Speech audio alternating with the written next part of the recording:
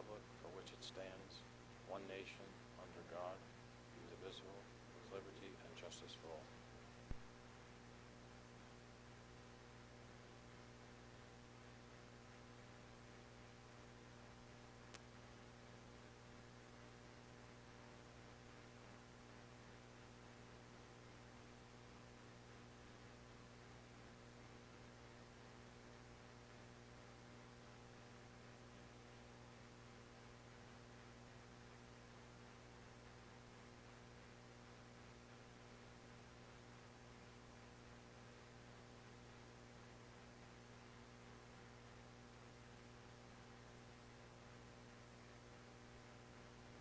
Ago when he was in charge of the basketball league and I was coaching in it, and he's done a marvelous job in his town for everything that he's been involved with sports, and I'm sure the town, just as I, are going to miss him.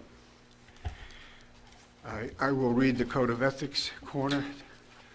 The board carries out his or her responsibility not to administer the schools, but together with fellow board members ensure they are well run.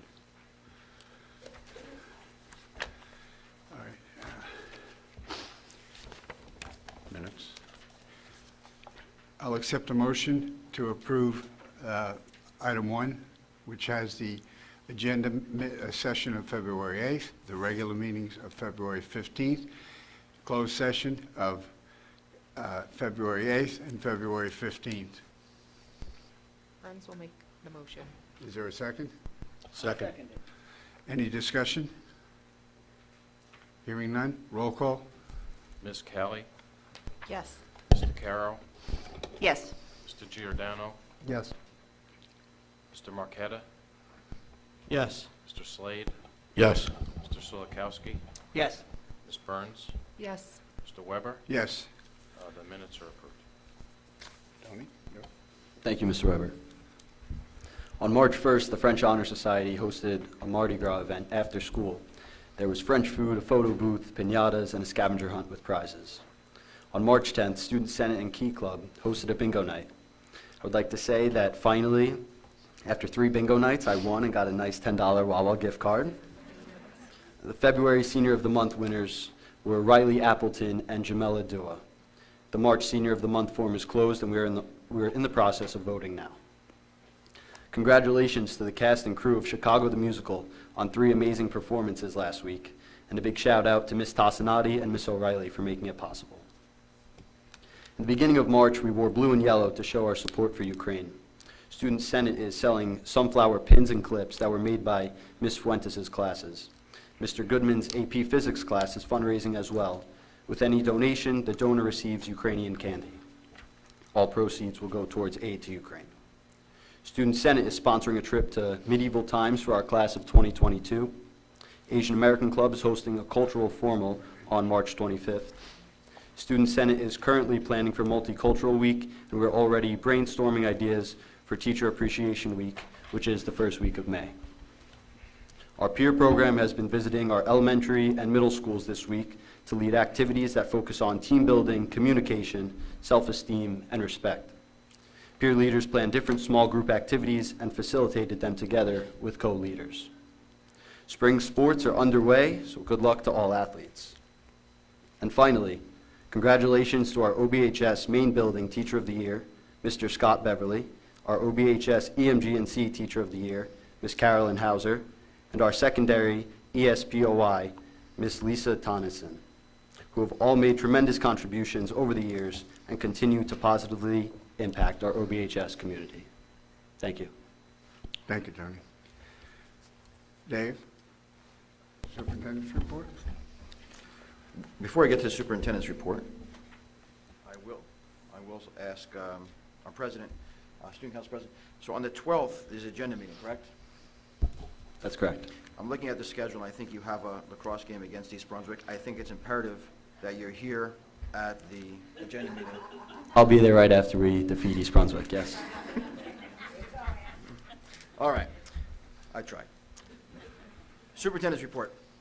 I was having a conversation today with superintendents from around the county, and it's only fitting that we're going to have this report today.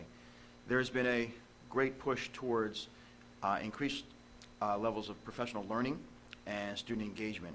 With that, we are going to introduce to you, the public, that's already been presented to the curriculum committee with great enthusiasm, our professional learning labs and student Esport labs. This will be the wave of the future for inclusion, for all students to participate in various forms of competition that sometimes don't take place on the traditional fields, and offers opportunities for distance learning, opportunities for 3D learning that our staff and our students can take part in. So at this time, I'd like to have our Assistant Superintendent of Schools, Dr. Hoker, and our Supervisor of Interventions Programs and Title Grants, Dr. Calandria, take over the presentation for Superintendent's report and progress towards goals. And the curriculum meeting too, by the sounds of it.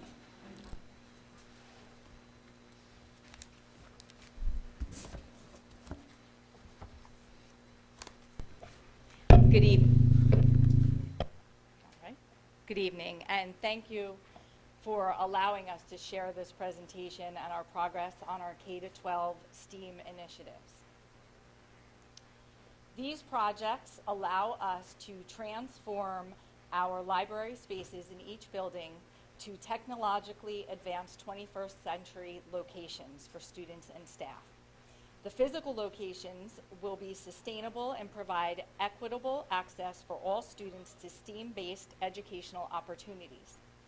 The spaces will allow for growth and curriculum opportunities through most subject areas to align with current and future career paths for all students. This initiative began with our elementary maker spaces back in 2019. We have 4 schools, Cooper, Madison Park, Miller, and Shepherd schools, that have completed makerspace labs. This year, we will complete Southwood and Shiraz schools. And over the summer, we will finish Carpenter, Grissom, McDivitt, Memorial, and Voorhees makerspaces. Some of the resources that these spaces have available to our students include green screens, whiteboards, little bit STEAM sets, iPads, Kindles, Lego, WeDo, Kiva planks. We have maintenance of our library books, a wealth of resources there. And this summer, we are rebranding our related arts computer staff to STEAM instructors. These pictures reflect the Madison Park Makerspace Lab. We have the whiteboard tables, a green screen, the Lego wall, interactive board. Here are our students hard at work, collaborating, and utilizing the many resources that are available in these spaces. Again, additional students collaborating in, I'm not sure which school, this looks like Cooper. Oh. I think that was that was Madison Park. This is Cooper School. So we have students working collaboratively, utilizing the resources available. The secondary spaces are growing. This will utilize to continue the projects into the secondary level. These spaces will be housed at both of our middle schools, the high school, the GNC, and main campus media centers. They will promote the social emotional learning, collaboration, and professional growth for staff and for students. They'll establish flexible learning spaces, promote STEM and coding, esports, and virtual reality. Our district goals for these spaces include utilizing the Sr3 funds for sustainable initiative that meets the grant requirements. They'll build upon the Makerspace STEAM initiative from the elementary level to ensure that we have continuity for students as they progress through the grade levels all the way through 12th grade. They'll enhance the initiative at the secondary level to include curriculum changes that open students and provide additional college and career pathways, and allow for multi-use spaces to enhance staff professional development, student leadership experiences, and build upon the school community partnerships through Parent University. Dr. Calandria will share with you some of the grant requirements that help us to establish these spaces. Thank you, Dr. Hoker. So as you saw with makerspaces at the elementary level, that was funded through the Title IV grant. So when we were thinking about expanding these spaces up to the secondary level, knowing that they would be a lot more complicated and a lot more involved, there wasn't really much opportunity until we were introduced to the Sr3 Grant, which there are several different components. Some of them are dictated for us, and that's what I'd like to go through with you tonight so you can understand a little bit better about why we were able to use the funds for this particular initiative. So some of the grant requirements, just to summarize, there's a lot more that goes into this than what we're just providing other than what's in the actual application, but we're looking at, they would like us to provide staff professional learning and development, community engagement, and then equitable access to opportunities for students. So in particular, well-rounded educational opportunities. This kind of mimics what we see in the Title IV grant, where we started with the Makerspace initiative, but then also taking that further to thinking about how to prepare students for life beyond graduation. And then there's a lot of information in the Sr3 grant to look to engage all students with diverse needs and interests, and then student leadership development. Some of the items that we're looking at are upgrading computer lab space, flexible seating that can be used for both staff and students, interactive Promethean boards, which we've seen great success with for the classrooms that we do currently have those in the district, esports, and then VR technology. So within the Sr3 grant, again, there are certain components that are dictated for us. So you might have already been introduced to the after-school program. There's components about the summer program, mental health support. The areas that we're looking in particular to support this portion of the grant is the Accelerated Learning, Coaching, and Educator Support Grant, and then the larger ARP Sr3 grant. So just to kind of grasp the most important components of that Accelerated Learning Grant and the guiding questions that help us to come to visualizing this project, they're looking for culturally responsive teaching practices, well-rounded education, pathways for students that are beyond graduation and life in general, engaging students with diverse needs and interests, professional learning experiences, cross-content level conversations for interdisciplinary learning experiences, and then deep learning experience that lead to mastery, and then opportunities for educators as well to engage in collaborative conversations. I'm going to turn it back over to Dr. Hoker to talk about our SEL collaboration area.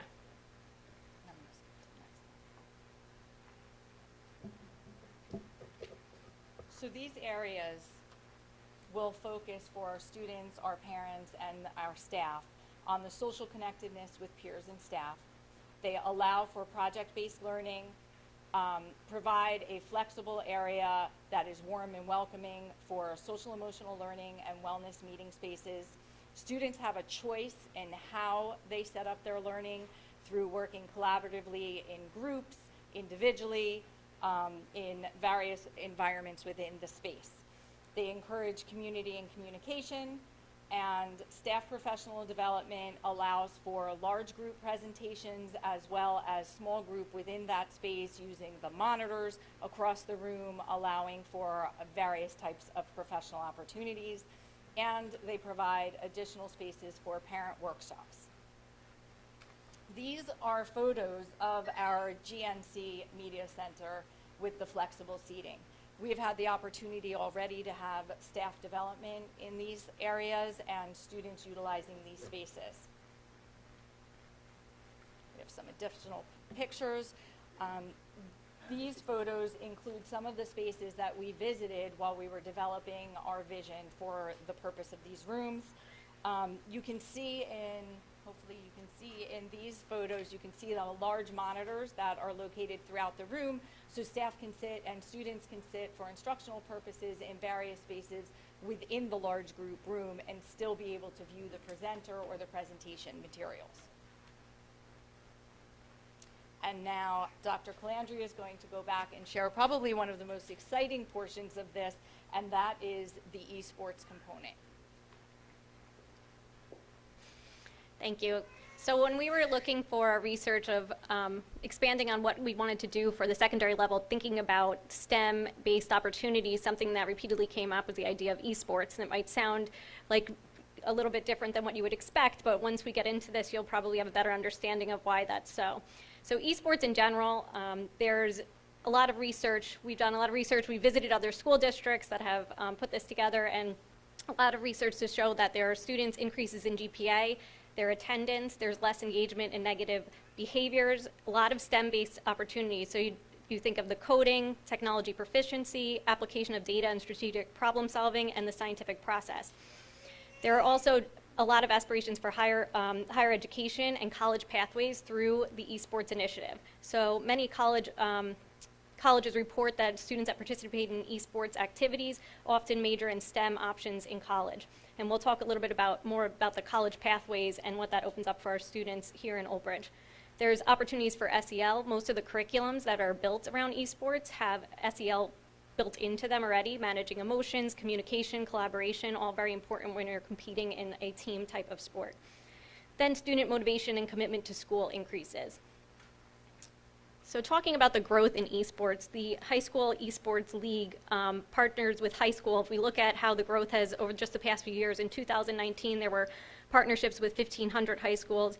Now in 2021, for the start of this school year, there were partnerships with 2,100 schools.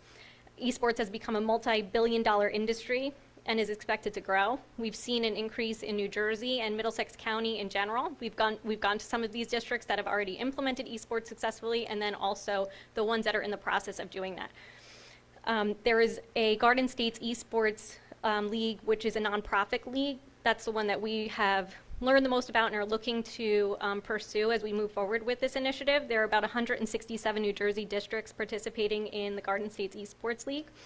There is support for that particular league from the New Jersey Department of Education and also New Jersey School Boards Association. Since inception, that particular league has grown and doubled every 6 months since inception.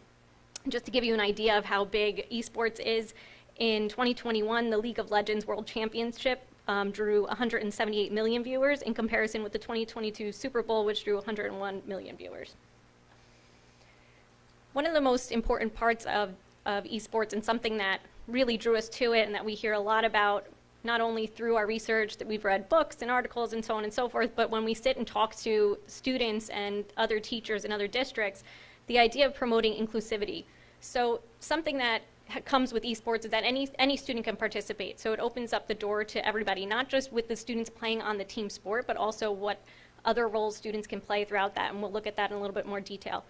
So any student, race, gender, students with disabilities, none of it really impacts their ability to participate in esports. There's students who are not traditionally your athlete also find a place to excel in esports. And there's actually, with the national governing body, the Electronic Gaming Federation has a partnership with Special Olympics for a unified team. And we've actually spoken to Wayne. New Jersey has a unified team, so we're looking to continue that here in Old Bridge once we start this initiative. Esports offer an option for students who often feel marginalized by not being able to be included in a specific type of activity after school or a club. Something that we've found in our research, that a lot of students stop playing traditional sports in middle school. Maybe it's not something they pursue in high school, but this is another option for students. And then it diversifies the opportunities for participation. So again, there's different opportunities with marketing and journalism and just the behind the scenes kind of work that comes with this. And then students are participating in after school activity. This is a particular to a certain curriculum through the High School Esports League. They found that 82% of students that participated in esports as an after-school activity with that curriculum, that was the first time they participated in an after-school activity. So it draws a lot of new students.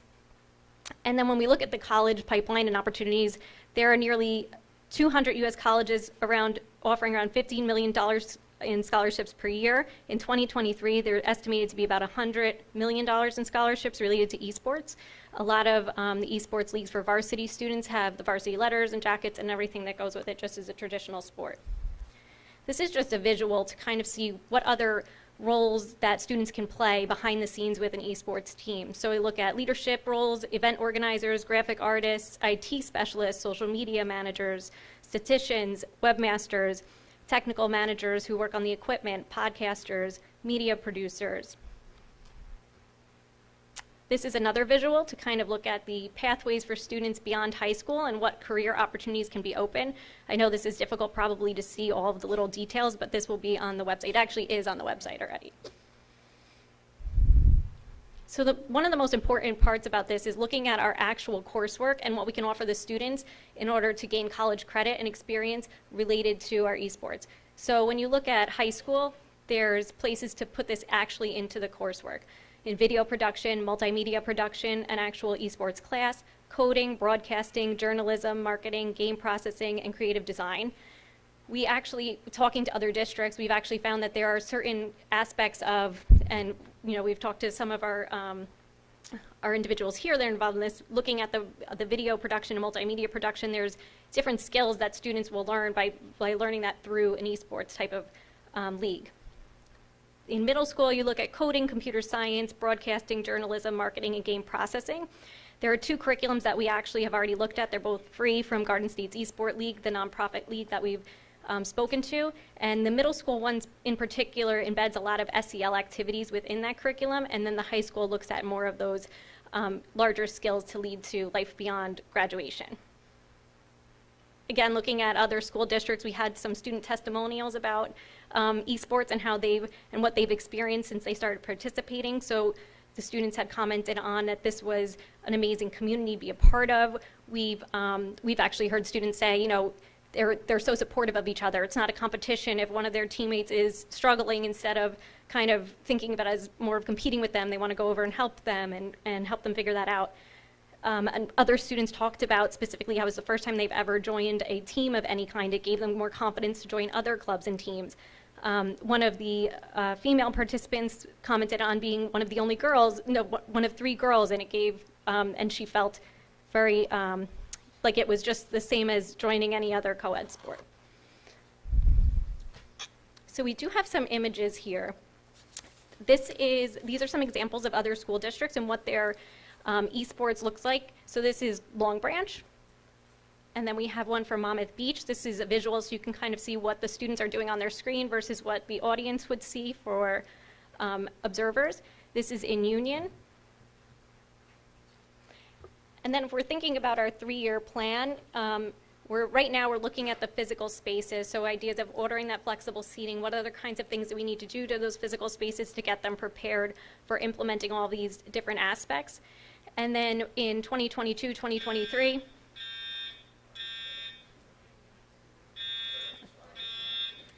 this way, everyone. Right out here, please. Guys, we're going to go on here, go right across the street, please. Thank you.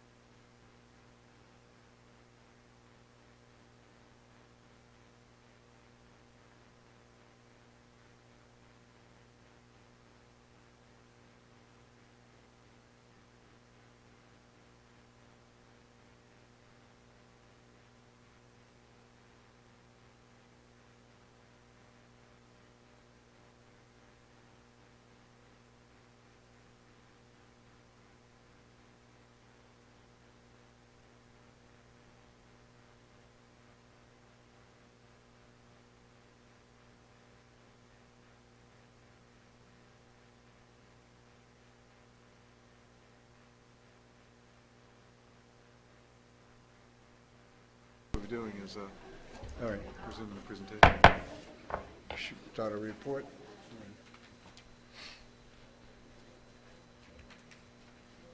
Are they done? Okay, they're done. All right, anything else, Dave? No, that, at this point, includes the progress towards goals in the superintendent's report. Any questions? I have a lot of them, but I'll give you a list. I just have one, if that's okay. Well, a couple of, I was at the curriculum meeting, so I saw this presentation. I think it's fantastic. It's unbelievable, and I'm very excited about it. And I had asked these questions and gotten the answers, but I just wanted to ask them again for the public. This is all being funded by a grant, correct? Correct. Okay, and the grant lasts how long? The grant is 2 years, but the equipment and the things that we are putting into these spaces is forever.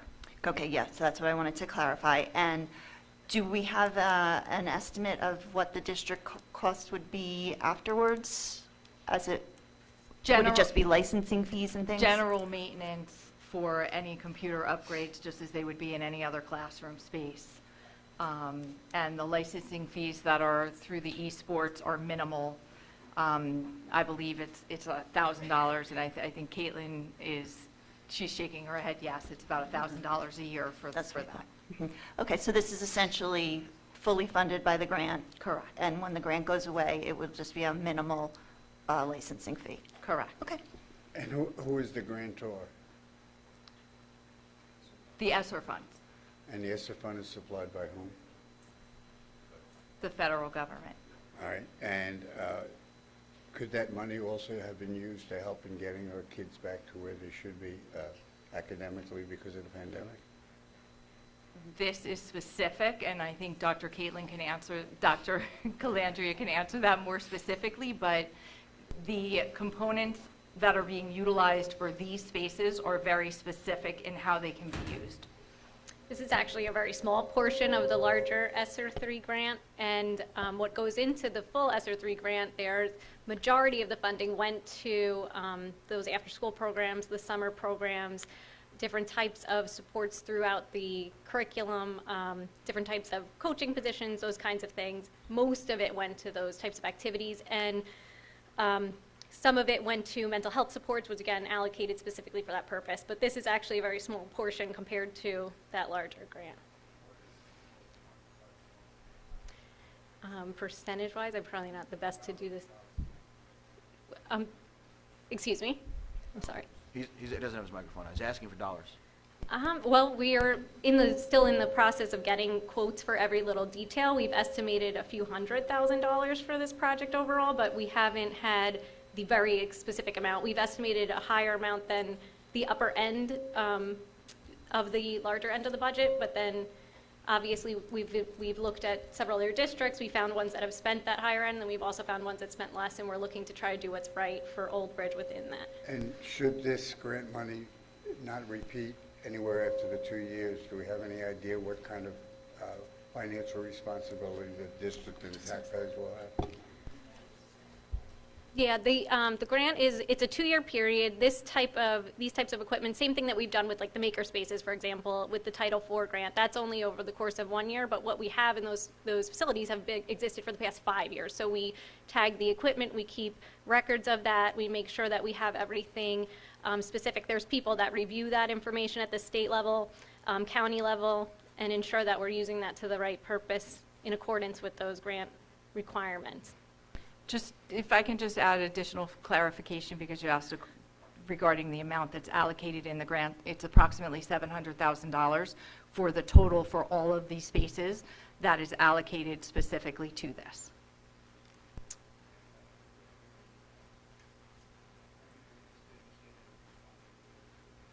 Oversight, but at the same time, when I look at their oversight and the way they gave us the money that they took back, I just have my apprehensions. This is mostly dictated by the federal government, and then Okay. the state puts together their own state plan in accordance with those federal guidelines. All right, thank you. No problem. I just had a comment. I just wanted to thank you guys for putting this together. that I believe it was stated that increased participation from students that don't normally attend after-school activities. Could you remind me what the percent was?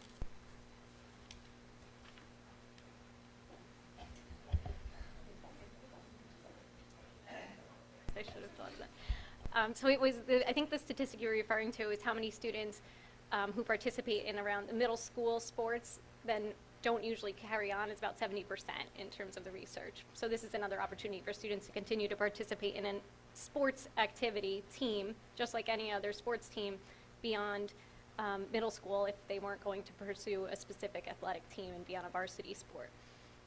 Okay, thank you. You're welcome. I just want to add something that I shared at the curriculum meeting. I have a junior in high school, and we are looking at colleges, and every one of the colleges that we visited shared what they're doing with esports and the programs and offerings that are tied to that. One of those statistics that was provided in the presentation regarding the scholarships, I think, is very critical. College costs a lot of money, and if you have a child who, can be afforded an opportunity with a scholarship, something like this that they're getting involved in, why not take advantage of that? And another one of the slides that was probably difficult to see from the audience here, but is on the website, is the pathways and all of the opportunities that come from this. This is probably a little corny, but I sat with my 14-year-old last night as I was reviewing the presentation, and I made her look at those and say, she is into gaming, and look at what you could be involved in. And they don't have this as an opportunity in her school yet, but it's something that she could be involved in and would give her potential to expand beyond just the gaming component. And I think that that's very important for our students, and they are interested. And we had students at our own high school be part of this process in developing these spaces and the vision and the excitement that they showed and the desire to be part of this and have that flexibility in those learning spaces is critical. It certainly will give us an opportunity to engage students who are otherwise not engaged. And gives that flexible space, and also something that is very critical right now is the opportunity to provide spaces for our own staff to have additional professional spaces and professional learning opportunities.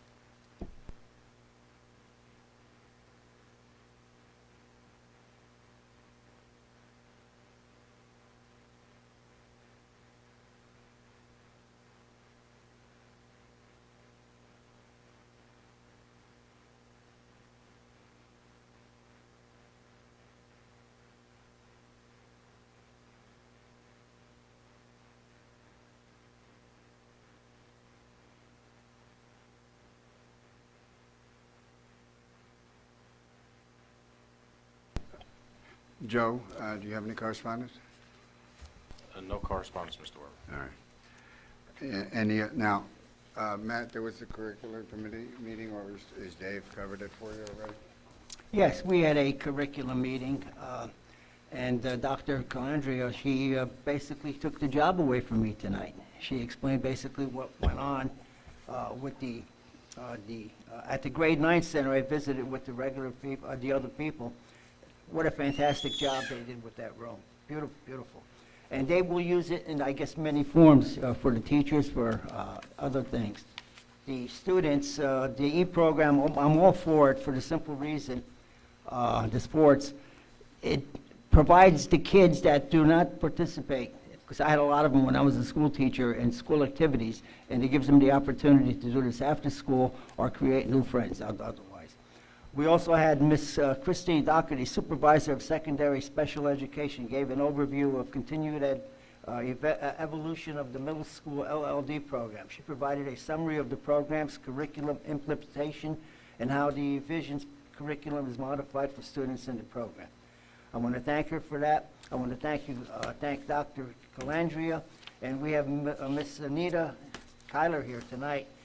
She presented the music appreciation class, which was offered to the high school in the past year. The class integrated students identified as needy special education students related to services and students in general education settings with a fun activity. Can she explain it better than I can? I would appreciate that. She's here tonight. Thank you. Hi, good evening. Thank you, Mr. Solikowski. The need for this class arose in the grade 9 center specifically because we realized that we only had one offering for our 9th grade students as an elective, which was generally the art class. The other reason was that if you are not a performing student for music, then very few students were signing up for chorus or for band. And what we found was that in the grade 9 center, we started running this class called Music Appreciation, which was brought to light with Ms. Doherty and also with Ms. Fazio from the high school. And we realized that we had more than just a 9th grade elective option. We actually had a full-on inclusion course. And so we ran it as a pilot this year. It is now going to be offered next year, starting next year, through guidance. And what we're doing is, with the help of Mr. Stephen Updegraff at the grade 9 center, who is currently our performing arts music teacher, we are running a full-on music appreciation class where students are learning history, different genres of music. They're using kinesthetic movement. They're using interactive activities in order to actually, for students who are actually nonverbal, they're able to do things with scarves. And they're really enjoying themselves because it's basically opening up the social emotional piece of learning. And they are also using their the oral and oral skills to learn more about music. And there are also, some of them are not performers, so it really helps them. I'm hoping that more students join the class next year. So this is a new approach to the music. Correct. Thank you very much. I think you did a fantastic job with that. Thank you. And that concludes the report, the curriculum report. And we will have our next meeting to be announced sometimes in April. Thank you. Were there any other committee reports scheduled? If not, I'd like to announce that we will be having a long-range planning committee on Thursday, March 31st, starting at 7 o'clock in the conference room. And we will go over our goals and situation where we are and develop a plan to react to them. Okay. I'll open the public hearing of residents on agenda items only. Mr. Weber, is that meeting opened up to the public too? Yes, it is. Yes. Anybody from the public care to speak? Seeing no hands, I'll move on.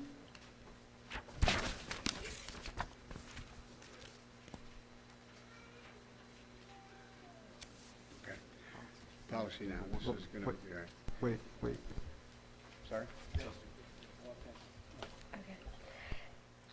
Hello, my name is Gabrielle Master. I'm a senior, and for those of you who don't know, I've been working the Board of Ed meetings behind the camera, although today I come as a member of the Old Bridge community. As for February 15th, Mr. Mazzella, I did not have you, but thank you again for speaking out, and I wish I had more teachers like you growing up. I will not say names, but after hearing members of the board plead for the vaccinated and non-vaccinated to not be separated or made fun of, and that same moment invalidating those who consider themselves other pronouns than the ones you feel comfortable with is simply not right. Personally, I go by she, her, but everyone has pronouns. It is your choice to decide them. Old Bridge has zero education when it comes to the LGBTQ+ community. Where can students go to be educated, and why do students have to be educated separately on the topic? And to the parents that sat here laughing, I fear for the children who heard that and decided they do not feel comfortable to speak to their parents on the topic because they are too scared to be ridiculed. I will not stand here in silence listening to these meetings when the only reason LGBTQ+ and education should be brought up here is on how we can open the door to teach children and their peers about their peers who may be a part of the community and help make students feel safer. Why we celebrate being able to love who we want? Because not everyone can go around in hallways holding hands if you're the same gender in all areas. Why we celebrate? Because we are finally able to do so without being scared and will continue to do so. These meetings are held in order to bring our town together and not to separate or make anyone feel unwelcomed or unsafe. The struggle students of the LGBTQ+ community go through daily in school alone is difficult enough. If children are uncomfortable by how much we are celebrating, then the education system has failed the students in learning that people are going to be their own individual. I am not asking for an apology, as that wouldn't make it sincere. I ask instead you educate yourself more on the topic before invalidating my classmates' strength and courage to be able to be themselves. This is not the place for your stance on this topic. All of you were elected to help the community be one, and this past year we have been more divided than ever. I ask you all to remember why you were elected and trusted by the community to sit here in these seats. I fear to leave this year for college, leaving underclassmen friends, younger siblings, and more, when this is how our education system is turning. Thank you, and please feel free to contact me to work on helping the students.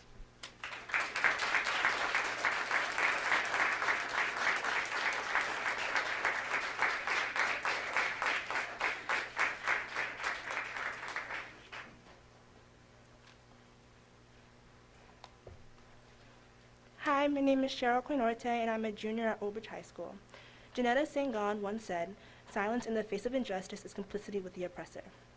Today, I plead to you all, let us not be complicit.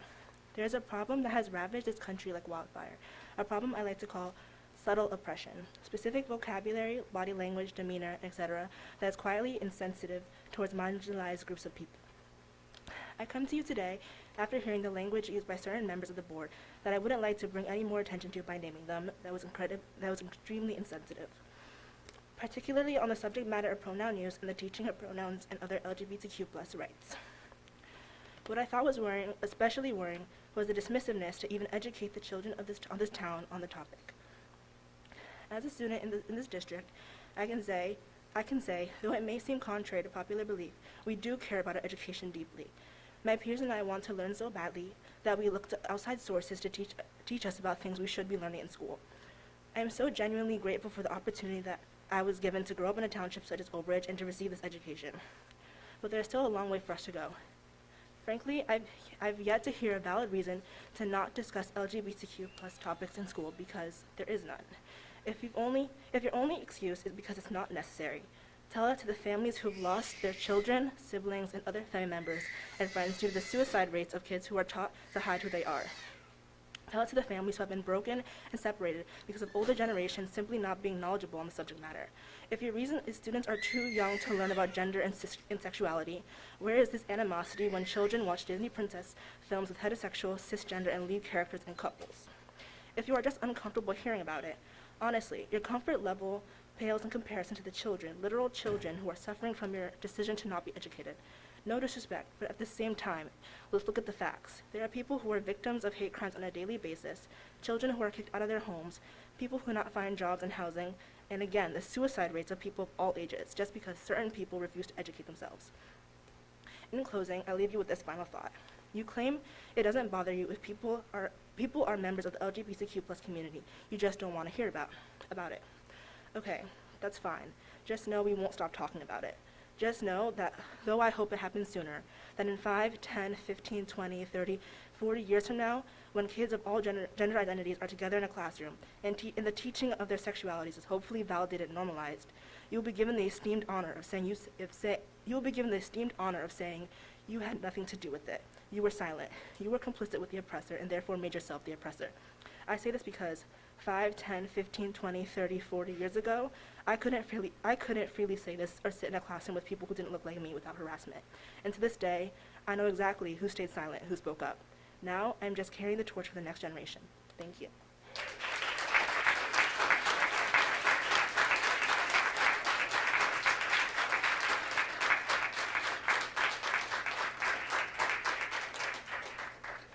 Are there anyone else who wishes to speak? Hearing none, I'll close the public portion.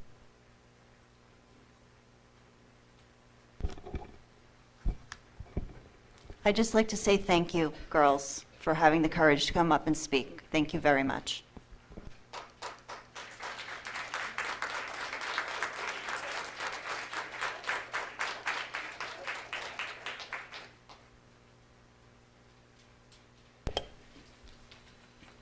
All right, present for second reading and approval is the following bylaws. As our discussion on January Board of Ed meetings, additional revisions made to the policy 2425, Strauss SMA alert number 225, approved on December 21st, 2001. Is there any, I'll accept the motion from the board to approve it. Giordano motion. Is there a second? I'll second. Is there any discussion? Yes. Go ahead. So going through, I have no problem with the beginning, changing the words "due to a declared state of emergency, declared public health emergency, or directive by the appropriate health agency or officer to institute a public health-related closure." I have no problem with removing that language and just inserting the words "by law." That, to me, is, not a problem. What I have a problem with is, or what I want to ask about, and I'd like some answers, is removing after prior, is the after prior notice and consultation with the board language that's in there. I want to know, what does that look like? Is it a meeting that needs to be advertised? Because we can't act as a board without, officially in a board capacity without a majority of a quorum, 5 members present. So what exactly does that look like? And won't that prevent our superintendent from actually doing the job that he's hired to do in an emergency situation? What if he can't contact all 9 members? Is it the whole board? Is it just the president that is notified? Things of that nature. Because I believe the original language is that he does reference the discuss with the board if practicable, which means, if there's a fire, if there's something very, very emergent and he cannot get to the board members, that he still has the ability to do the job he was hired to do. So those are my questions. Thank you. Mrs. DeCara, the superintendent shall consult with the board prior to such decisions, if practicable, was language that in discussion in February, we actually eliminated from the revised version, because you're right, there will be some circumstances where the superintendent can talk about this at a board meeting because it's coming, what's coming. There'll be other times when the superintendent will simply give the board officers a heads up the day before or the moments before.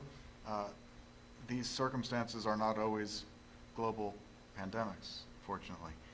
But unfortunately, they are always emergent circumstances.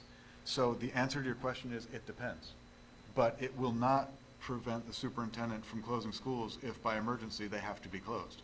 The point is that it is by law. So if the schools have to be closed, they will be closed. But the superintendent will keep the board in the loop to the degree possible. If that's beforehand, that's preferred.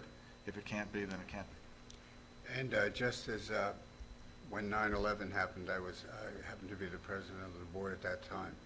Obviously, when it took place, it was an emergent situation that required action by the superintendent, and in terms of doing all the things that were necessary to make sure kids got home safely.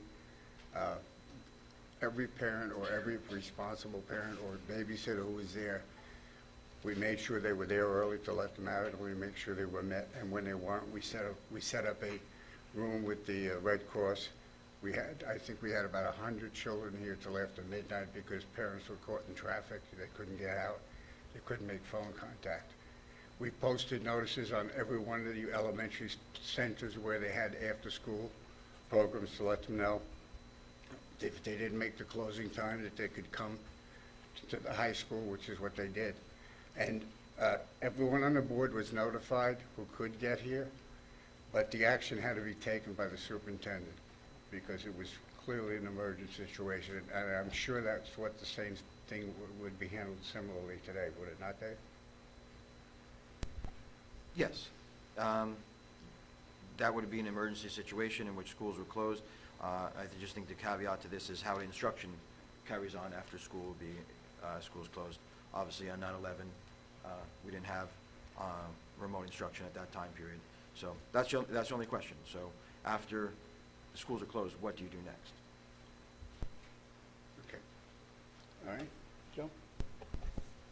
That still doesn't, I feel like it's still not addressing, because the literal words are after prior notice to and consultation with the Board of Education. So if he is unable to reach any board member, what does that mean? What happens then? He still has the right to do what he needs to do. So why are we putting this language in here is my question.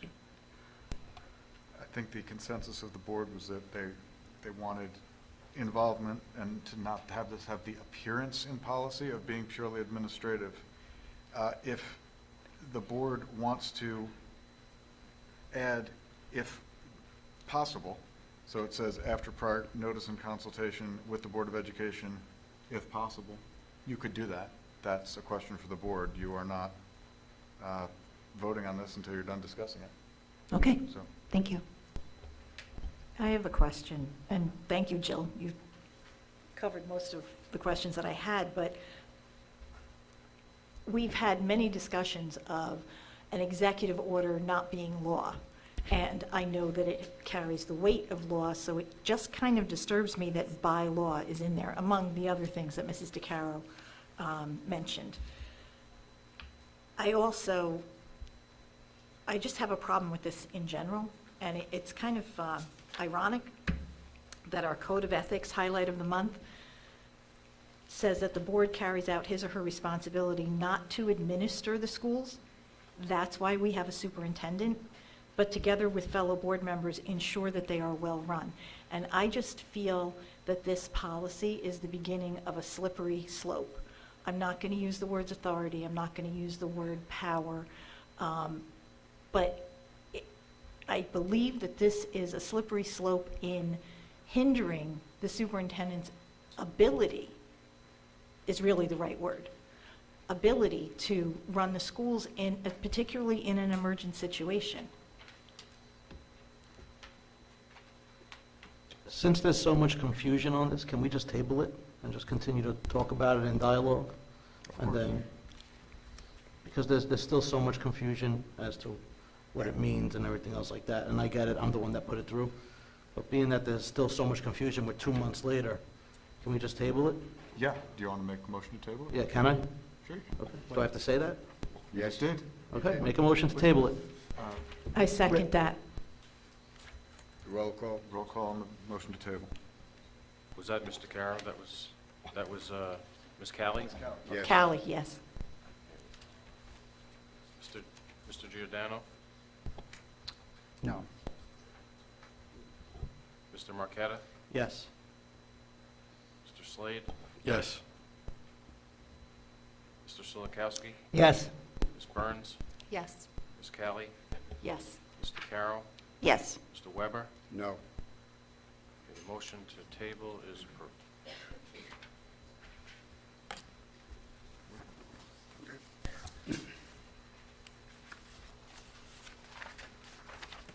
Can I just say something as a point of clarity? I know we're tabling it. I just want everyone who's listening and who's here to be clear that the original directive to close schools and go remote came from executive order of the governor, March, I think, 13, 2 years ago.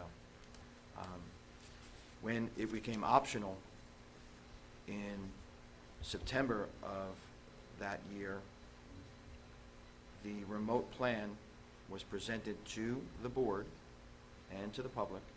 It wasn't done by the superintendent without prior consultation and notice to the board. It was at the August meeting, I believe.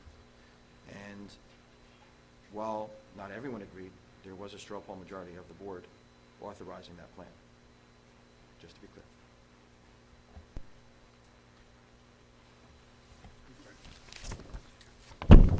Moving on to curriculum. We have item 1. Let me see what else we have. 1, 2, yeah, 1 and 2. Is there any discussion on item 1?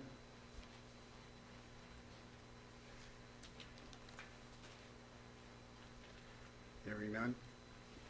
Roll call? You need a motion. Motion, obviously. Yes, Mr. Weber, yeah. Motion. We need a motion. Curriculum professional development, that's what we're on now. Yeah, we need a motion. We need a motion. Okay. Discussion. Mr. Giordano, if you will. I'll second it. Discussion? Matt? Yes, number 1 over here. We're, I guess, sending some Chinese teachers for a conference, Asian Society. All expenses covered by Confucius Classroom funds, no cost to the district. Are they paying for the coverage for the substitutes too? Oh, it's during spring break? Oh, okay, okay, thank you. You answered my question. All right. Any other questions? If not, roll call. Mr. Marqueta? Yes. Mr. Slade? Yes. Mr. Solikowski? Yes. Ms. Burns? Yes. Ms. Callie? Yes. Mr. Carroll? Yes. Mr. Giordano? Yes. Mr. Weber? Resolution 1 and 2 passed.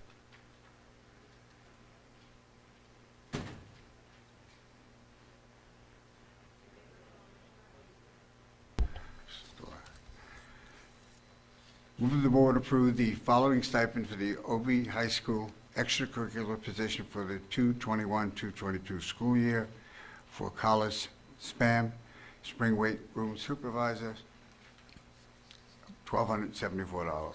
Any discussion? Giordano motion. Weber second. Roll call. Mr. Marqueta? Yes. Mr. Slade? Yes. Mr. Solikowski? Yes. Ms. Burns? Yes. Ms. Callie? Yes. Mr. Carroll? Yes. Mr. Giordano? Yes. Mr. Weber? Yes. All right, now, here, we want to have discussion on the budget itself. Yeah. Okay. All right, finance, I'd like a motion to move items 1 through 17. I'll move them. Is there a second? Second. Okay. Roll call? Hold on, you want to separate anything else? Yeah, we want to separate. Separate it out here. Okay, Mr. Weber, on item number 14, there's an administrative correction, there's a typographical error. Okay. It says unassigned reserved account withdrawal 2122 should be 2223. All right, does everybody have that adjustment? Okay.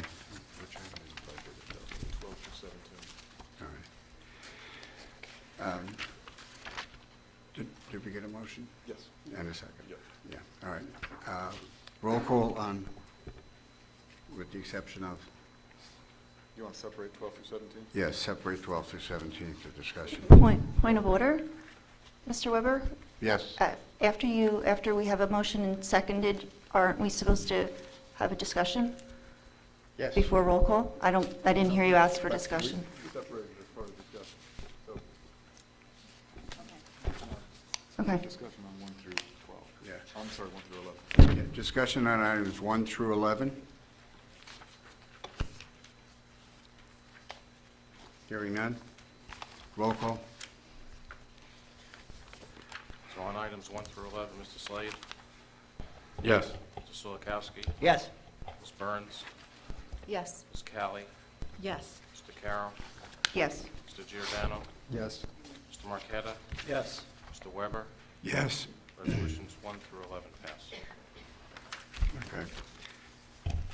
Discussions on items 12 through 17.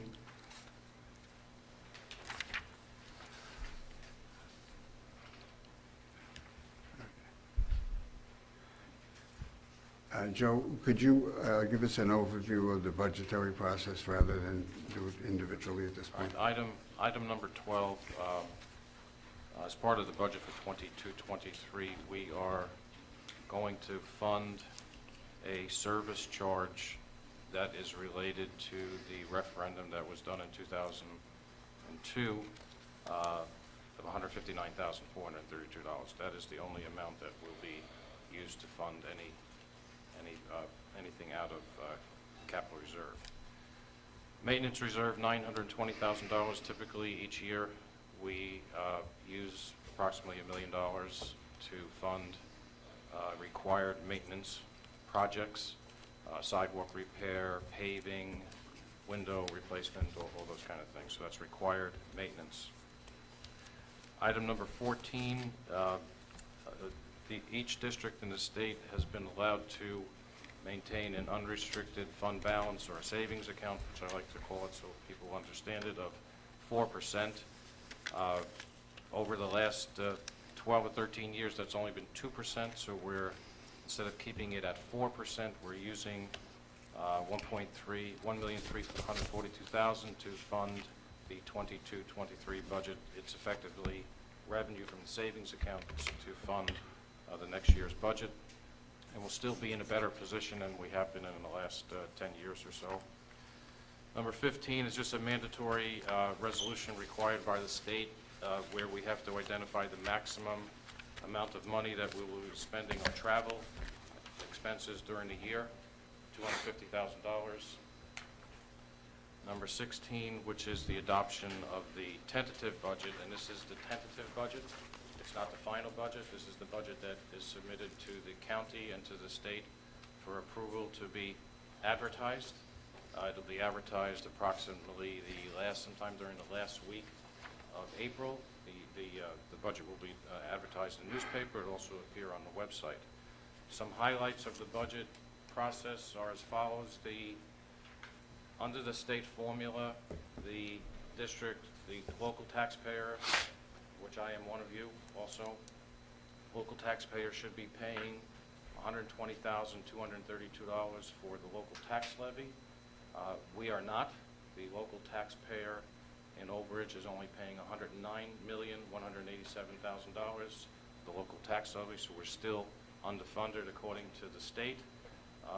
As a result of the underfunding, per the state formula, there is no flexibility about us increasing the tax levy by 2%. It's mandatory this year under the formula that we increase the local tax levy by 2%. We have no option. In this year's budget, in the 21-22 budget, the district, well, before I go there, so with the 2% tax levy increase, which is roughly $2.1 million, the impact on the local taxpayer, with the average home is $83 a year. It's about $7 a month, so it's not that significant. In 21-22, the district lost, in terms of state aid, we're in S2 districts, which means that over a 5 or 6 year period, we're going to lose a significant amount of state aid. This year we lost over $6 million in state aid. Last year we lost $3.5 million of state aid.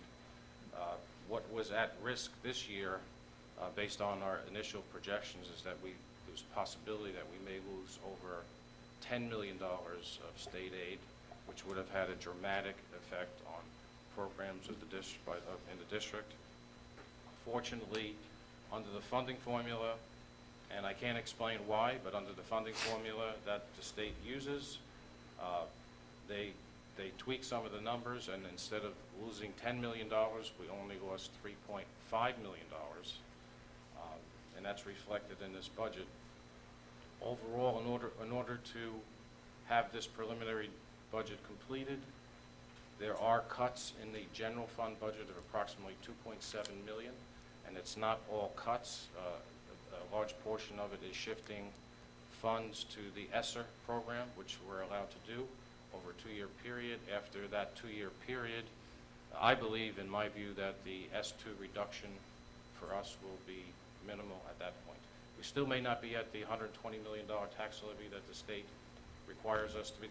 They want us to be at $120 million local tax levy, but they don't give us the ability to get there. So it's kind of a catch-22. This is where you should be, but there's no way to get there. We can only go 2% each year. So with the cuts that we've made, and actually it's cuts and shifts of expenditures, there will not be any change in programs. Some class sizes may increase, but generally speaking, the district will maintain everything that it's had over the last few years. When COVID hit the district in March of 2020, which is what really helped the district in terms of the budget cuts, we had unspent funding in that first COVID year of $8 million. That has helped us this year in the 2021-22 budget, where there are no cuts in this budget whatsoever. At the end of last year, we had unspent funds of $11 million, which is a big reason why which is part of the reason why there will be no cuts next year. Thank you. Does that pretty much summarize it? Yes, Joe, and I just want to share with the audience here and on YouTube. The state of New Jersey, after working with, starting as far back as the Corzine administration and then working with the Christie administration and Mr. Sweeney, former Senator Sweeney, came up with what's called an Equalization Fund. And it was allegedly to go to districts who didn't have equalization. For example, Old Bridge has roughly $3.5 billion of taxable, assessable things in the district. We have 66,000 people. A town like East Brunswick, which has 20,000 people less than us, has twice of that. Same thing for South Brunswick, who has 45,000 people, same situation. So they actually pay, because obviously the commercial rateables pay taxes too. We're only paying about 59 cents on a dollar for local real estate taxes, and that's the point I think Joe was making with when the state wants us to pay a higher number. So we got a nice increase starting with the equalization formula when it went into place in the school year 2008 and 9. We went from $39 billion in state aid to $47 million, an $8 million increase, just over 20%. And for the rest of the 11 years, the average increase over those 11 years, including the $8 million, was $5 million, and $9 million rather. So we got a total of $99 million more than we have been getting. In the 5 years prior to that, we averaged getting $36 million, and in the 11 years.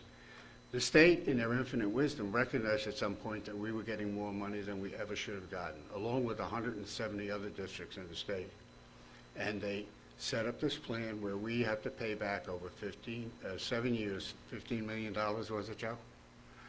So, and which means that all of our costs still go up. The other thing that I believe is one of the main factors for them coming after us is that generally state funds increase when your enrollment increases, and they generally decrease when your enrollment falls. We've lost 20% of our enrollment over the last 16 or 17 years. We're down from 10,000 and change to slightly over 8,000, roughly 20%. So those things, we got the surprise when they came back and told us when the 2018-19 school year started. That's when it hit us in the middle of the year. And they took, I think, what, $1.9 million out of that year, Joe? In the first year of I believe it's the first year of the Murphy administration, the budget was approved in May, and there's a concept there called bank cap, where if you do not go to the amount of local tax levy in prior years, you can use that bank cap to go above the local tax levy. And when the budget generally is approved, not generally, is always approved by the state in the middle of May. Our budget was approved, everything was set in stone. We committed to contracts, hired new teachers, and then on July 7th, on a Friday afternoon, we were notified by the state that they were cutting our state aid by over $1 million that year. The following year, they cut our state aid by $3.7 million. This year they cut it by $6.2 million, and that's basically the story. Continue to cut our state aid. Yeah, and that's one of the reasons why they mandate that. I thought at one time that if you did not want to assess the 2%, you could. The 2% cap was set as a limit that you could go after, but as Joe explained earlier in the meeting, we're in a situation now, even if we wanted to, at some point when we're getting this extra money, considerably extra money, we could have stopped giving the 2%. Fortunately, we didn't, and we're in better shape than we were. But overall, as I said, there were, I believe, 170-something odd districts who had the same thing happen to them. Now, we were one of the largest dollar amounts in the state because of the size of our district, but we weren't the largest in terms of a cut percentage-wise. So it's been a tough situation, and the potential for the next 2 years, we may get lucky again and have 3.5 and 3.5, or we may have 9. We just have no way of knowing. It's all based on what the state comes up with. So toward that end, the Long Range Planning Committee is going to convene next Friday and try and see if we can find some... Thursday, rather. Thank you. And try and come up with some recommendations that will not affect any programs, but just work to see if we can use our facilities in a more efficient manner. Thank you. And Mr. Webb, let me just add, on item number 17, the public hearing on the budget will be May 5th, 7 p.m. here, and there'll be a much more in-depth analysis of the district and it's an operation. It will generally takes about 45 minutes to an hour, and we'll really get into the skeleton of what the district is made of. I encourage all of you to attend and to learn as much as you can about how really difficult it is to run this district.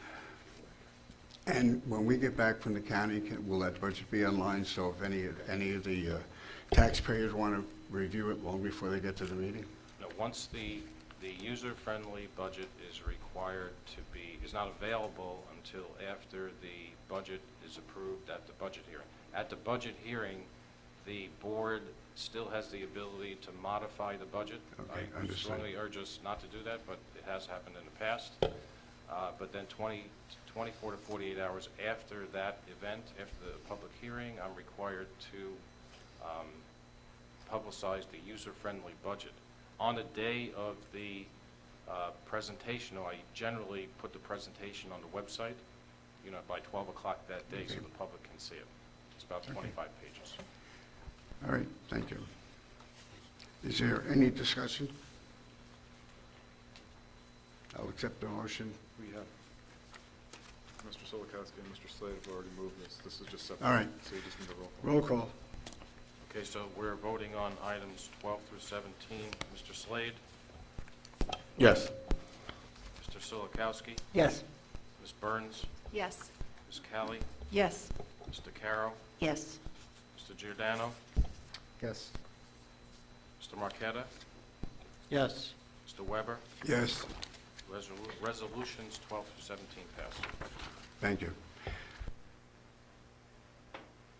Just for the public's edification, this budget goes up to the county?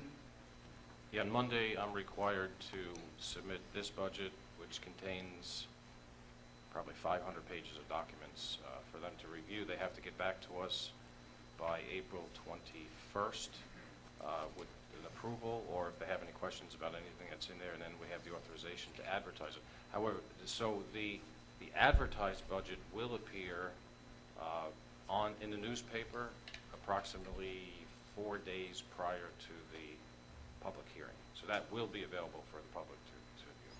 Now, we used the Home of Jews in one of our papers, correct? Yes. I understand they're going out of print. I don't know if it's taken place yet. I was told that. I don't know that. Yeah, but, and I don't know about the Esport Park Press either. But, so if that should happen, we'll have to see if we could find an alternative way to make it available to the public. It actually goes into the Home News Tribune and the Asbury Park Press. Yeah, and they're owned by the same company. So I don't know, if it's one of both of them. Thank you. Okay. Moving on to non-certificated personnel office, items 1 and 2. Giordano motion. Weber will second. Discussion? Separating number 1 for discussion. All right, Matt, discussion? Yes, I move the board approve the retirement of the following staff members with deep appreciation for their years of dedicated service to the district. Laura Kosakowski, Old Bridge High School Guidance Secretary, 20 years. Frank, I'm going to go through all the retirements. I believe we have 6 of them tonight. On page 13, non-certified personnel, other, Dale Golden, Southwood Paraprofessional A, 30 years of service. On page 14, certified personnel, Nadine Waldman, Voorhees, grade 5, 29 years of service. Paula Buxbaum, Carl Sandburg Middle School, physical ed, 35 years of service. Karen Dunn, Jonas Salk Middle School, special ed, 20 years. Mary Ann Turner, Memorial Kindergarten, 26 years, with a total of 160 years Folks, thank you for your service. All right.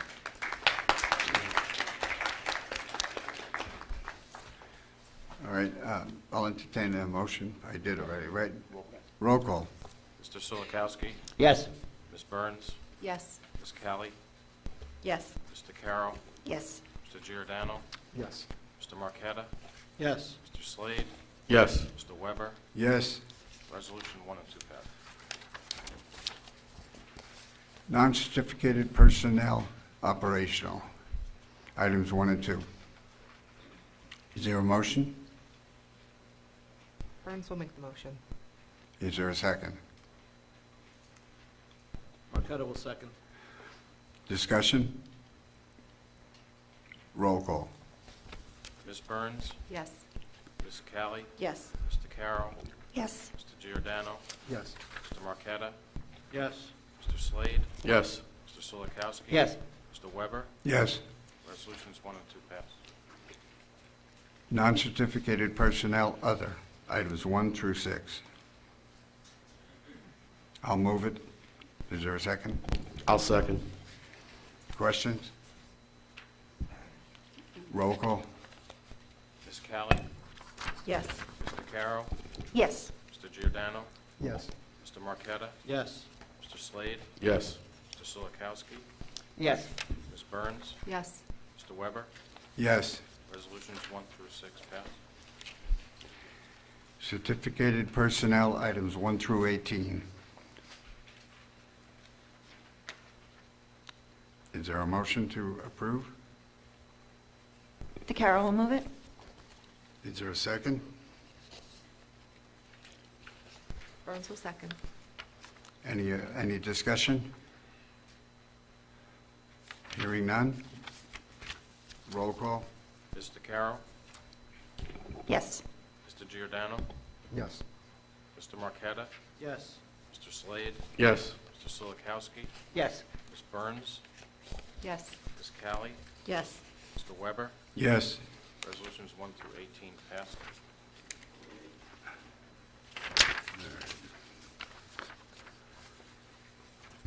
Non-certificated personnel transportation, items 1 and 2. I'll move it. Is there a second? Slade second. Discussion? Yeah, Mr. Weber, on item B, 1B, in the paid column, it should say, for Mr. Schuster, 3/22-4/4/22, not 2. Okay, thank you. All right, is there any discussion? If not, roll call. Mr. Giordano? Yes. Mr. Marqueta? Yes. Mr. Slade? Yes. Mr. Solikowski? Yes. Ms. Burns? Yes. Ms. Kelly? Yes. Mr. Carroll? Yes. Mr. Weber? Yes. Resolutions 1 and 2 pass. Transportation, items 1 and 2. Discussion? Motion first. Giordano motion. I'll second it.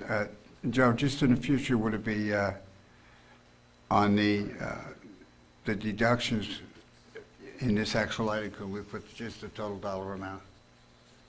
Thank you. Roll call? I'm sorry, who was the first on that, Chris? Mr. Marqueta? Yes. Mr. Slade? Yes. Mr. Solikowski? Yes. Ms. Burns? Yes. Ms. Kelly? Yes. Mr. Carroll? Yes. Mr. Giordano? Yes. Mr. Weber? Yes. Resolution 1 and 2 pass. And just as a follow-up question on that, is the situation getting any better with the buses? Or is it remaining basically the same? In terms of the I volume? have not received that many complaints lately. I don't know if Mr. No news Sandino- is good news, okay. All right, very good. Supplies, equipment, and services, items 1 through 7. I'll move it. Is there a second? Second. Discussion? Hearing none, roll call? Mr. Marqueta? Yes. Mr. Slade? Yes. Mr. Solikowski? Yes. Ms. Burns? Yes. Ms. Kelly? Yes. Mr. Carroll? Yes. Mr. Giordano. Yes. Mr. Weber. Yes. Resolutions 1 through 7 pass. Miscellaneous 1 through 5. Is there a motion to approve? I'll motion. Is there a second? Burns will second. Discussion? Hearing none? Roll call? Mr. Slade. Yes. Mr. Solikowski. Yes. Ms. Burns. Yes. Ms. Kelly. Yes. Mr. Carroll. Yes. Mr. Giordano. Yes. Mr. Marqueta. Yes. Mr. Weber. Yes. Resolutions 1 through 5 pass. All right, Board Secretary and Board Business. Items 1. I'll move it. Is there a second? Burns will second. Discussion? Roll call? Mr. Solikowski. Yes. Ms. Burns. Yes.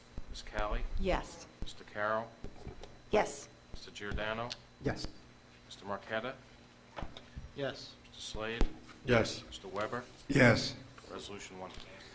I will now open to hearing of the residents on any school district item issue.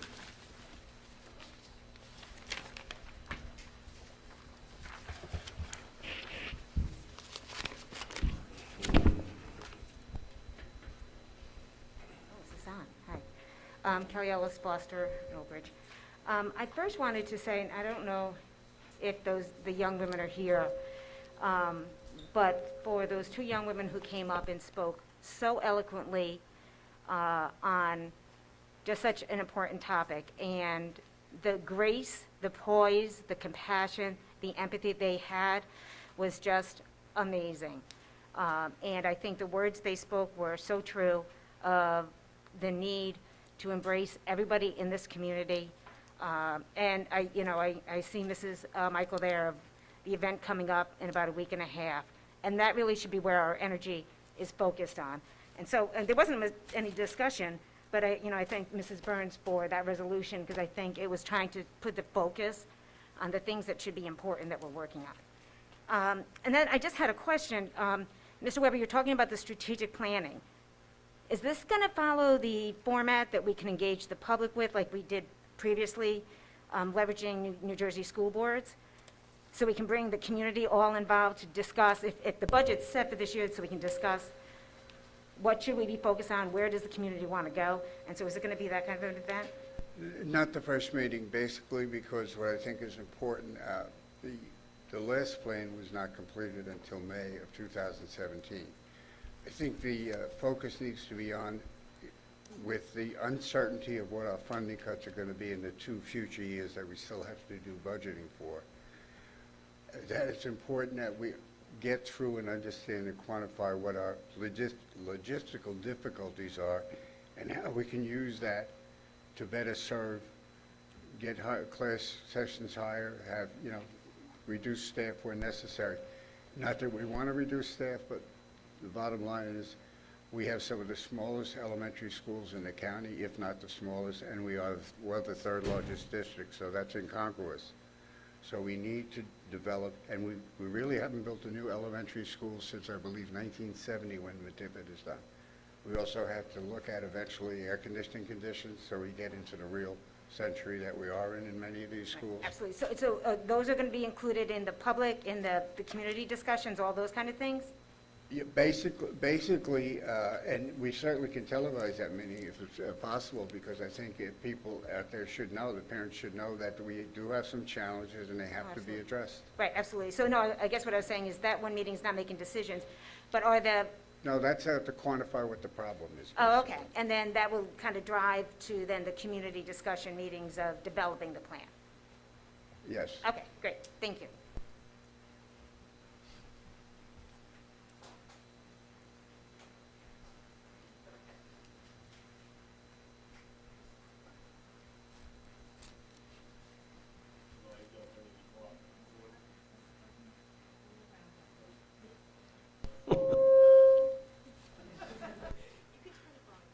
Okay.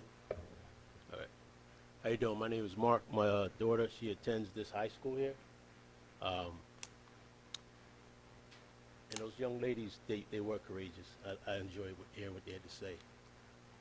Unfortunately, my daughter has been subject to hearing racial slurs throughout her time getting on the school bus. Transportation, unfortunately, is not as good as you may think. Beginning back in 2017, October 2nd, when she's in 8th grade, she experienced, she's like the only minority on the bus. She lives in Madison Park. She drives. So she experienced racial slurs being slung around on the bus at that time. We brought it to the attention of the administration, the vice principal at that school, principal, Mr. Citadino.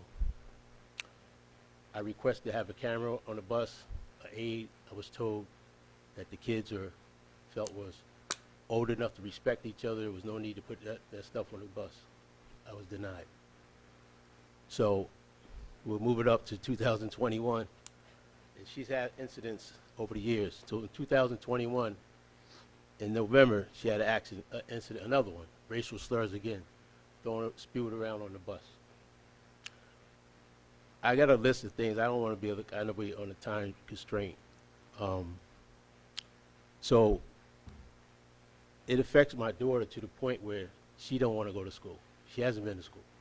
She missed a lot of days in school. This last incident she had where boys was using the racial slurs, and she got to the point she got fed up. She said, enough with the racial slurs. And one of the other boys turned around and called her an N-word. All right? So, what do you do?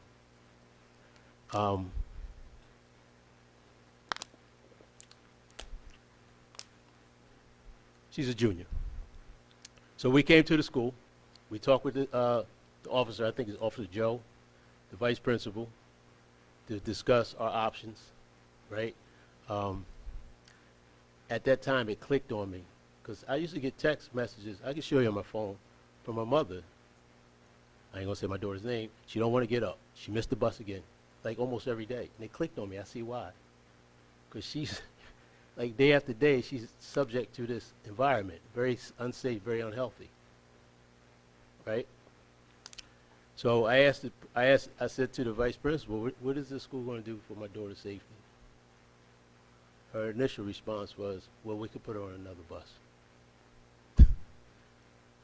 You're going to inconvenience my daughter. So she changed the answer. She said they're going to remove the 2 boys, which they have done. But my daughter still doesn't feel safe.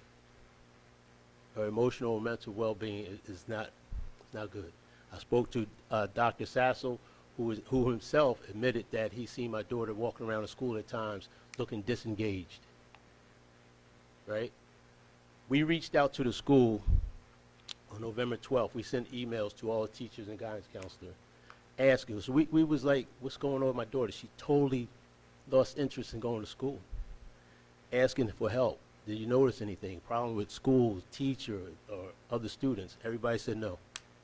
Then when this happened, it made sense. It made sense. So I'm coming here to the school to say enough is enough. To Mr. Citadino's credit, thank you. He has put he has put a camera, from what I was told, a camera with audio on that bus. We had to go back and forth a little bit with it, but thank you for making that happen. But that still isn't enough. So, what I would like to do, I'm willing to work with the school, or anybody, parents, anybody. Excuse me, I'm all over the place here. What I would like to see happen, I would like to see, I was told that Old Bridge buses only have cameras. So the contractors' buses do not. We need to fix that. We need to have equity for all the students to make sure when they're on that bus, everybody's protected. So I don't know, maybe in the future, it's something to consider when you're putting out a bid for a contract for buses, that's one requirement. All buses have cameras with audio on them. Transparency in reference to the rest of the regular practices that will be implemented to assure students are getting appropriate training and education. I was told that these students were going to get restorative practice training, right? But what kind, right? Is it going to be able to educate and train and make and increase their awareness? I think that's important. Transparency in the investigation process, as far as who did you talk to? You know what I mean? Like, there needs to be more transparency in this process. I understand we want to protect the kids' confidentiality and things along that line, but the parents, I believe, have a right to know some things. Increase and consistent training for the staff on how to better address these types of issues and situations. When that happened on the bus, my daughter lost it. She had enough, and she yelled at the kid, and her voice raised. The teacher wanted to take her off the bus. Think about that. The teacher, I want to take you off the bus. And you know what, to her credit, she said, I'm not getting off this bus until you get an administrator here. Because if you take me off this bus, you better take him off this bus. But the point is that they wanted to take her off the bus as if she was the problem, right? They wanted to change her bus as if she's the problem. The situation that happened in November, I talked to Dr. Sasso about it, and he was like, oh, well, your daughter, I remember that situation. She was upset because the kids were recording her. They was recording her when she was in a competition defending herself. I said, no. She wasn't upset about the recording. She was upset because, once again, racial slurs were being thrown around on that bus.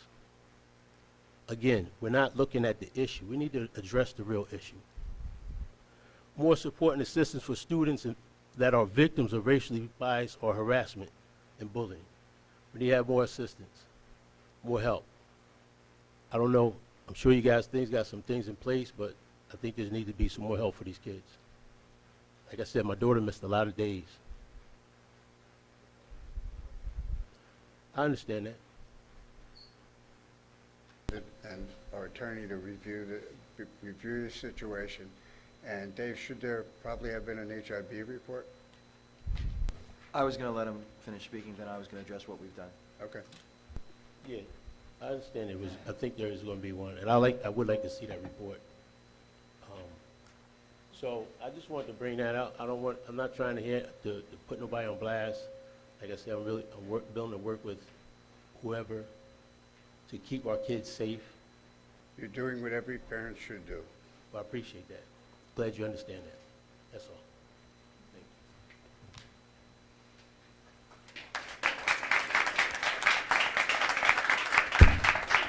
Is there anyone else who cares to speak?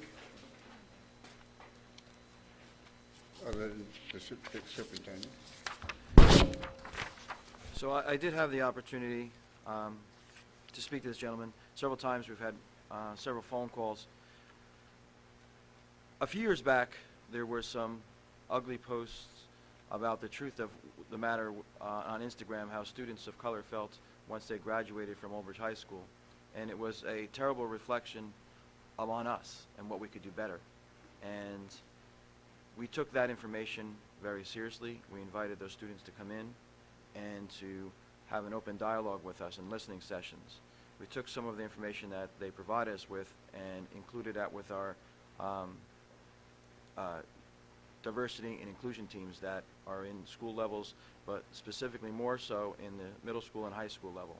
And the teams include administrators, educators, and students. Our students are part of a group that also work with diverse students across the county to have these open day of dialogues called Days of Dialogue.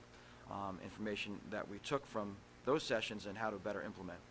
One of the concerns that students had, and again it comes down to students' personal records and how to protect them, but then also letting students who are victimized and marginalized know that something happened without saying, you know, this is what happened to the student, because I can't release information about one student's discipline, no matter how egregious it is. I can't say to the public, this is the discipline for another student.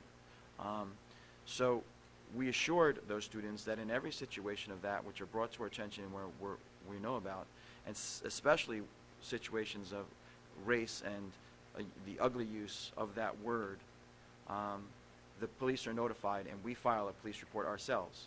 And it's then brought up with the prosecutor's office. In that situation, I believe that was, I know can speak for a fact that it was brought to the police department and brought up all the way to the prosecutor's office, to Mr. Kruberite's office. In some situations, they bring it back to us and they say, do station house adjustments, do reformative programs within your schools. Again, I can't speak to the specific students in what you're talking about, but I can assure you that all students in those type of situations then have a superintendent's hearing with me where we discuss the possibility of them re-entering our schools or being placed in a disciplinary academy outside of the district. We also look at, again, never should be done of a situation where we've asked to move a student from a bus, but to move the aggressor and not the victim. And in these situations, we've done that as well. When I spoke to, I'm sorry, Mark, I don't remember your last name, but I do remember because we spoke so many times. First name Mark, because we call each other Mark and Dave. That, yes, I stated that through the bid process for transportation, outside contracted buses do not have to have cameras on them.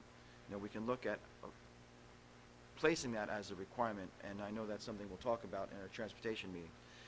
But in that situation, as quickly as I could, I was able to get a mobile camera and have that company, direct that company to send that bus to our bus depot and have our mechanics install it themselves on there. So it's on there for the rest of the year. Because again, you know, I don't want any child to feel as though there's not a witness there or there's not someone there to support their concerns and their fears, and that's not something we want to have. So yes, an HIB form investigation is completed, but we've gone above and beyond that, not to just have investigations that take place with our administration, but all the way through the Old Bridge Police Department and the prosecutor's office. And our SROs in the schools have been very important in that. The other side of it is, you know, how do we educate our students better? And that's part of all of that we've talked about, this inclusion movement. And, you know, talking to students about Black history, talking to students about special education and abilities and not disabilities is all part of that. And it opens that empathy and that define that we have more in common than we have different. And that's why these programs are important, and that's why they shouldn't be vilified. Because when we vilify something to say, let's not talk about it because you're different, it creates these type of situations. I had a situation the other day involving adults that just, you know, there's such insensitivity as to how to talk to someone about their differences that it shocks me in 2022 that we still have to have these conversations. You know, I always tell the board that, you know, the largest room, and for any organization, is the room for improvement.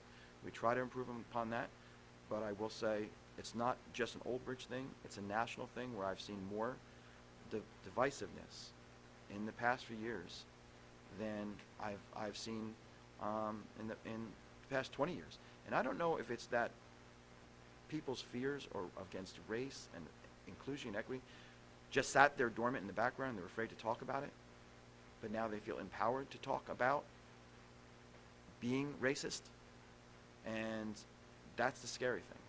So hopefully everybody, including everybody on this dais, will come together and say, these are why these programs are important, this is why this type of education is important, so we do not continue to empower people who want to say negative, racist, disgusting comments and marginalize people and make them feel as they're victims anymore. So we're going to continue to work on it, and I deeply apologize for what your daughter went through. And, you know, hopefully everybody hearing this now will understand the importance of it. It starts in school, starts at home, starts with educating your children at home about, you know, what civility and being a human looks like. So thank you.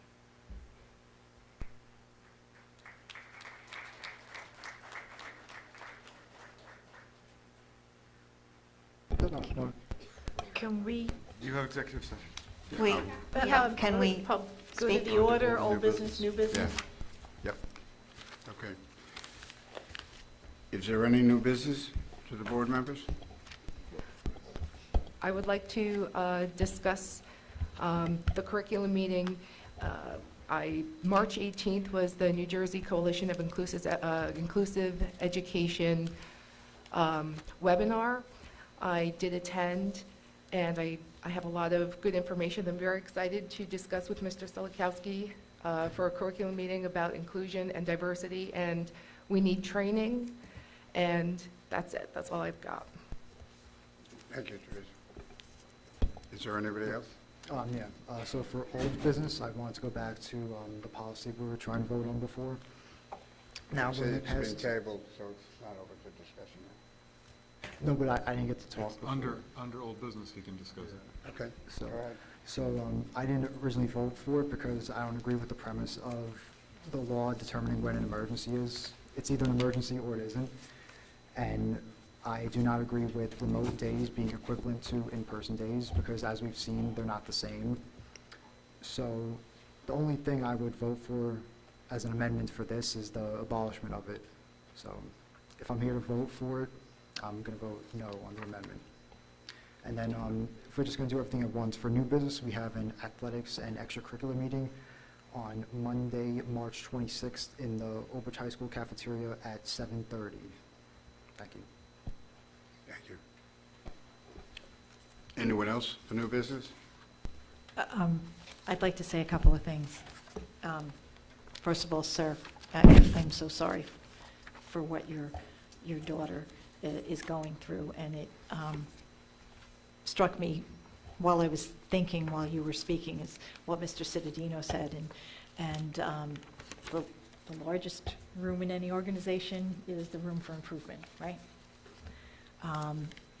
And we can always improve, but thank you for bringing that to our attention. As Mr. Weber said, it's really, the first time that we're learning about it, but I'm going to echo just for a second what Mr. Cittadino said, and this is why I know there's a lot of people who don't think the social emotional learning and curriculum is important, but unfortunately for you, this is a prime example of why it is so important to educate our kids on respect and integrity and respecting diversity.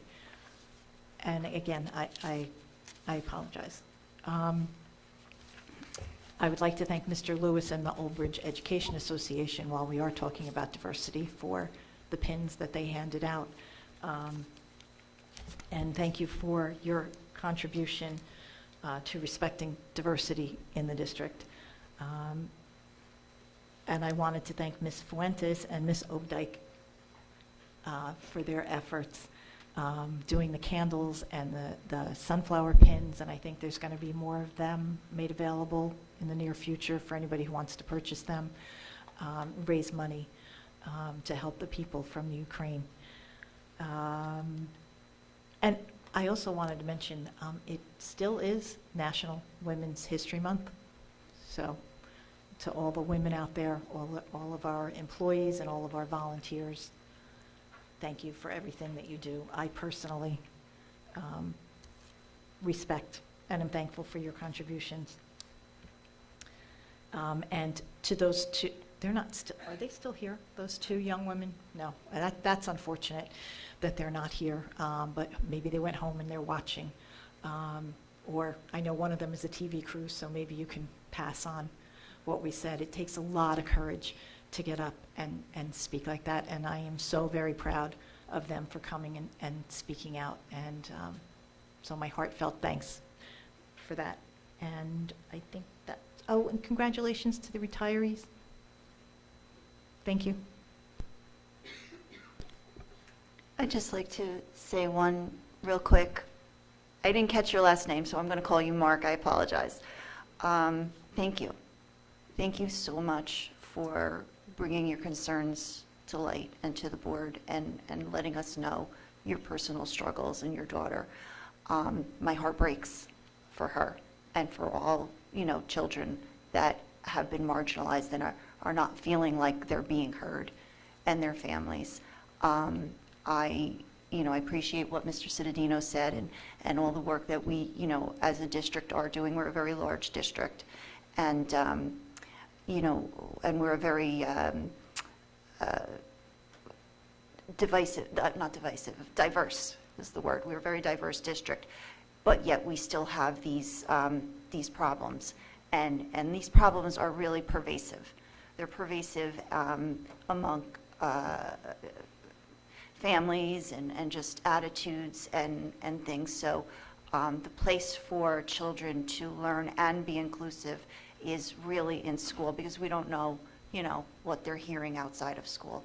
So my heart goes out to your family, your daughters, and any other family that is being affected by this. And, you know, I will do everything, you know, in my power to continue the programs that Mr. Cittadino has mentioned, and to, you know, make your daughter feel safe on the bus and in school. So I thank you again for coming out and speaking. Anyone else? My wife and I had the pleasure of going to the Friday night performance of Chicago. And I have to say, it was enjoyable, and I thought, maybe my memory's getting bad, but I thought it was one of the best ones that I've seen. On the way out, I spoke to Sue Walsh, and she made reference to the fact that this was the first play in 3 years. And I said, the way they performed with the choreography, their singing and their vocals, it seemed like they practiced for 3 years. They were fabulous. Anyone else? I'll accept the motion to adjourn. No, you need a motion to go into a brief And executive go into session. brief executive session. For matter of personnel and a matter of facilities. And we will not be returning after that session. I'll make a motion. Roll call. All in favor? Aye. Opposed? Abstention?